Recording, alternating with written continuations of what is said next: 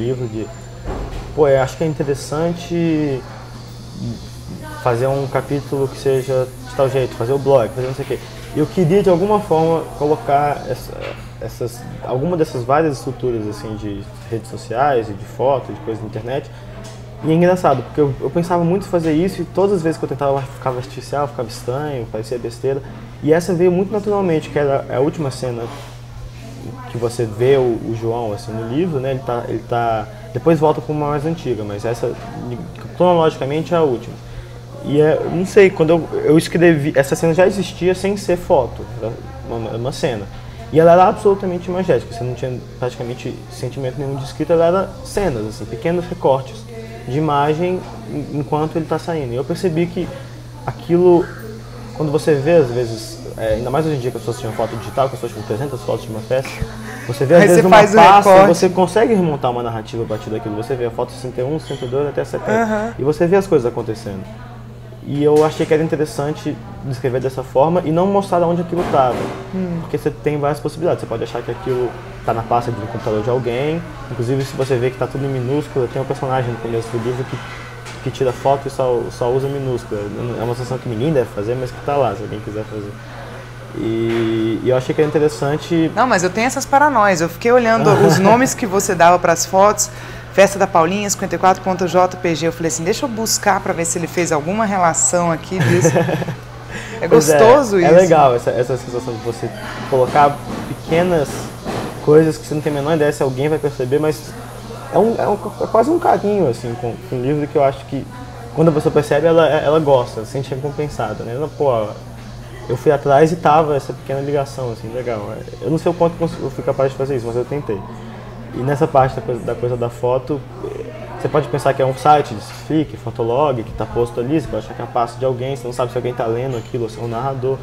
Então algumas dessas possibilidades de deixar aquilo mais ou menos em aberto, eu acho que tornaram a coisa interessante. Muito. E essa brincadeira com o recorte de tempo, né? Você brinca muito com meio Pulp Fiction, né? As histórias vão sendo contadas.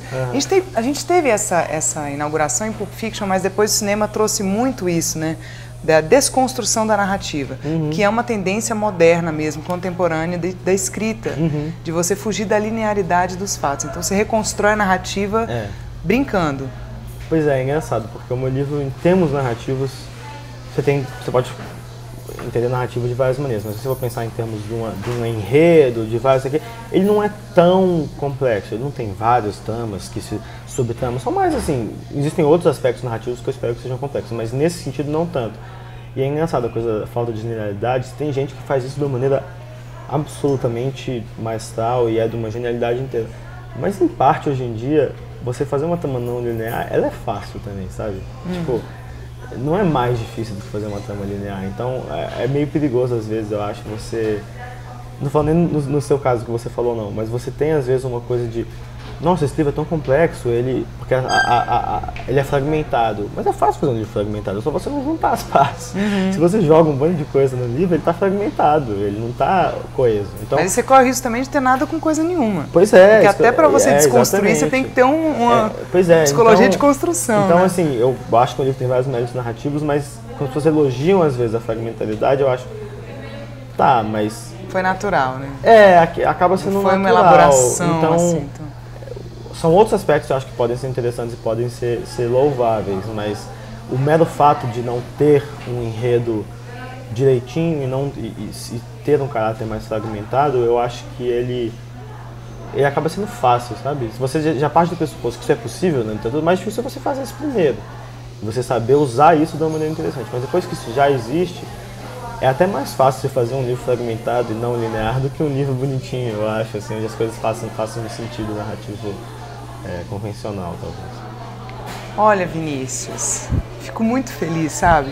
Porque a gente tem uns 3, 4 anos de programa e quando a gente recebe esse sangue novo, literalmente, sabe? Você lançando uma obra com essa qualidade, com esse nível aos 22 anos, eu tô curiosíssima para saber o que você vai fazer da sua vida, o que você vai trazer para a literatura.